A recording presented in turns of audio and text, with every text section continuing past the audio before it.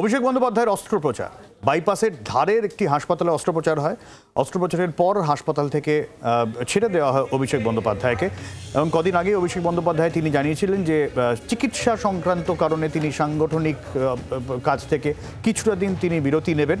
সেই মতোই তার চিকিৎসাও হয়, ডাক্তারের পরামর্শে ছিলেন তিনি। আজকে তার অস্ত্রোপচারের খবর পাওয়া যাচ্ছে বাইপাসের ধারে একটি বেসরকারি হাসপাতাল থেকে তার অস্ত্রোপচারও এখনো পর্যন্ত খবর পাওয়া যায়। প্রবীর রয়েছেন আমাদের সঙ্গে, আমরা প্রবীরের সঙ্গে যোগাযোগ করার চেষ্টা করব কি আপডেট রয়েছে এখনো পর্যন্ত। তবে বাইপাসের ধারে একটি বেসরকারি হাসপাতালে তার চিকিৎসা হয় এবং একটি ছোট্ট অপারেশন হয়েছে তার, যদিও অপারেশনের পরেই তাকে ছেড়ে দেওয়া হয় বলে খবর পাওয়া যায়। যেরকম আপনাদের বলছিলাম যে এর আগে অভিষেক বন্দ্যোপাধ্যায় নিজেই জানিয়েছিলেন যে তার চিকিৎসা সংক্রান্ত একটি বিষয় রয়েছে এবং সেই কারণে কিছুদিনের জন্য সাংগঠনিক বিষয় থেকে তাকে দূরে থাকতে হবে, এই নিয়ে অনেক রাজনৈতিক জল্পনাও ছড়ায়। তারপরে এই খবর সামনে আসছে।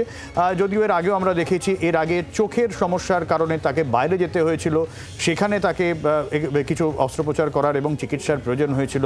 বেশ কিছুদিন বাইরে থাকার পর ফিরে এসেছিলেন এবং তারপর আবারও যখন অসুস্থতার খবর অভিষেক বন্দ্যোপাধ্যায় নিজেই তার এক্স হ্যান্ডেলে জানান, তখন নানান রকম জল্পনা ছড়িয়েছিল, রাজনৈতিক জল্পনা ছড়িয়েছিল।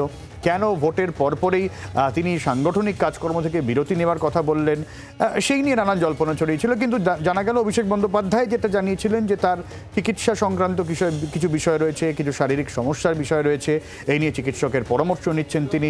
এবং সেই পরামর্শ মতোই আজকে বাইপাসের ধারে একটি বেসরকারি হাসপাতাল, সেই বেসরকারি হাসপাতালে অভিষেক বন্দ্যোপাধ্যায় তার যেখানে তিনি চিকিৎসকের পরামর্শধীন ছিলেন, সেখানেই আজকে একটি ছোট অস্ত্রোপচার হয় তার এবং আজকেই তাকে হাসপাতাল থেকে ছাড়া হয়েছে বলে খবর পাওয়া যাচ্ছে।